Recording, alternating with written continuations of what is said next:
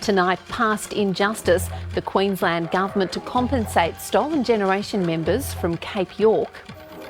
Warrior remembered, a new public space in Perth is named after one of our greatest heroes. And building for the future, the Richmond Tigers invest in young mob in Victoria. This is NITV News with Natalie Armatt.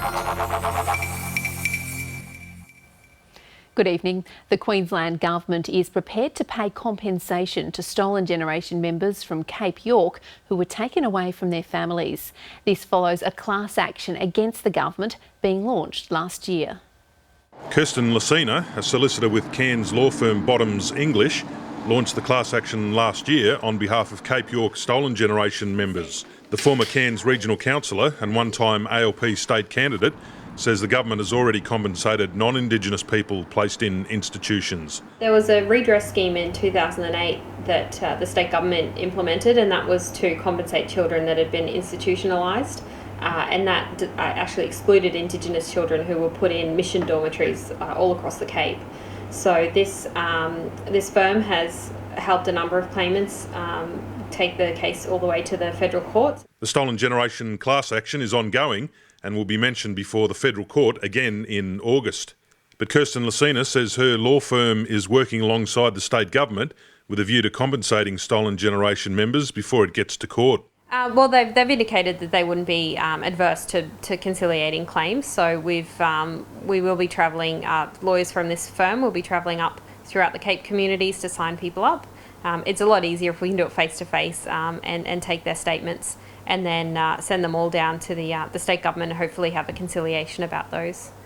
Bottoms English is representing 89 Stolen Generation members from the Cape communities of Wudjil, Mona Mona and Hopevale. She says the government isn't prepared to compensate the families of deceased members, but is helping the law firm track down others who haven't come forward. We know that there was dormitories in, for example, Thursday Island, Hammond Island, Mornington Island, Doomadgee, and we don't have claimants from any of those places. So we're looking at trying to recruit more people to come on board and hopefully get some compensation in the end. Bottoms English is calling on Cape York Stolen Generation members to contact their local councils. David Little, NITV News, Cairns. A major landmark that will form part of Perth's multi-billion-dollar redevelopment will be named after one of our greatest folk heroes. The public space, located in the heart of the WA capital, will be known as Yagan Square. An announcement was made as part of WA Day celebrations. The naming of Perth's new public space as Yagan Square was an unprecedented move by the West Australian Government and Planning Commission. It was even applauded by some of Perth's non-Indigenous residents. I'm pretty excited that a development's using his name here in the city. What a wonderful addition to Perth. It's a fantastic thing to be happening. Sounds like a good idea. I mean, Yagan's well known as an Aboriginal from the early colonial days, caused a bit of strife, and obviously it was a hero amongst a lot of Aboriginal people. Yagan became a part of Noongar and WA folklore after his conflict began with authorities in the early days of the Swan colony between 1831 and 1833. He was outlawed and had a bounty placed on his head for killing 2 white settlers. Yagan was shot and killed in July 1833. He was decapitated and his head was smoked for preservation and sent to England as a trophy of the British Empire. It was returned home in 1997 after a long campaign by his descendants. Yagan Square is part of the massive facelift that Perth has long needed. The significance of naming it after the Noongar warrior is a huge gesture of recognition. Along with the Graham Farmer Freeway, which recognises one of our sporting icons, Yagan Square will be the second monument dedicated to an Aboriginal person in the city. Craig Quartermain, NITV News, Perth. Today is Mabo Day, a day to acknowledge the courage and persistence of the late Eddie Koiki Mabo, who led the legal challenge for land rights. It was on this day back in 1992 that the High Court overturned the principle of terra nullius, the belief that Australia was vacant land at the time of British settlement, after Eddie Mabo and his legal team demonstrated that a traditional system of land ownership does exist on Mer Island. The Mabo case was a turning point for the recognition of Aboriginal and Torres Strait Islander land rights because it acknowledged for the first time our people's unique connection to country. It also led to the federal parliament passing the Native Title Act in 1993. Sadly, Eddie Mabo passed away 5 months before the High Court made its decision.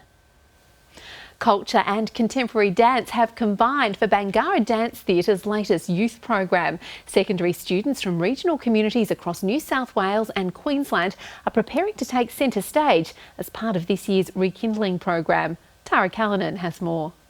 Indigenous students have rekindled the past, exploring their culture through contemporary movement.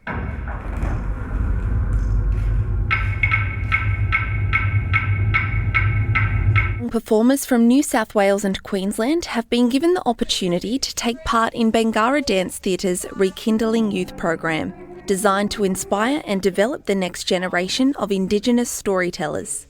We take 3 gatherings in one community where we hopefully have a connection with the local elders of that area. They come together with the students that we have selected throughout what we call a selection process, and we do workshops based on contemporary dance as well as cultural knowledge from that area and try to combine them and give the students tools to then create their own works. We also try and share with them our knowledge, so our performance knowledge.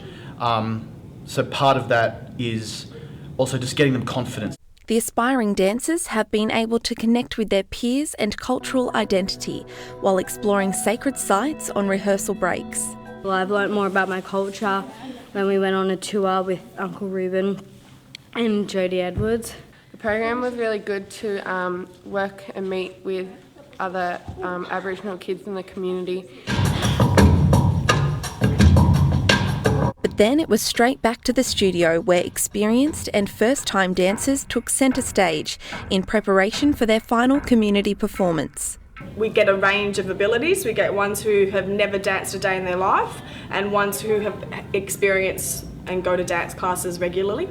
So they get an opportunity to be in a theatre and perform, which is great for them. You know, it's a real buzz. The next Rekindling gathering will take place in Lismore on June 11. Tara Callanan, NITV News.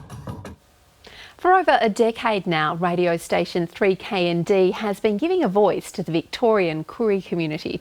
Melbourne's first Aboriginal-owned and managed radio station, it keeps listeners informed and entertained, as well as providing training to young mob who want to work in the broadcasting industry. I visited the 3KND studios in the Melbourne suburb of Preston last week to meet some of the very talented on-air team. Kutcha Edwards this morning here on 3KND. Cool and deadly. It's 11 minutes past 8 o'clock, 6 degrees outside, and happy this morning to welcome into the studio Natalie Armat from NITV News. Very good morning to you, Nat. Good morning to you. How are you this morning? A little bit cooler than what I'm used to down here in Melbourne. But, Hi, I'm here at 3KND, 3 Cool and Deadly Radio in Melbourne, and with me is breakfast announcer Kerry Lee. Kerry, firstly, tell us a little bit about the radio station and your program. I do the breakfast program out of 3KND, Cool and Deadly 15:03 AM. We are Melbourne's only Indigenous radio station. We have a whole range of deadly programs and volunteer broadcasters who are so committed and passionate about broadcasting to our Koori community. It's so inspiring to work here. Finished studying and 3KND gave me a shot and started jumping behind the mic and doing a lot of voluntary broadcasting, and that sort of led on to other jobs. I'm meeting people like Bart Willoughby and things like that come and hang out here and, do a lot of interviews and things. So I think a lot of the training that I received from previous broadcasters and some of my peers and colleagues here has just really helped me grow as a person as well, because sort of brought my confidence out a little bit more, and yeah, just being out there with the community. So we have regular broadcasts from our ACES service, which is our Aboriginal Elders service. We do a regular program from there. We also go out to suburbs and to community centres to broadcast regularly as well. So it's really important that our community voice is out there to be heard in community.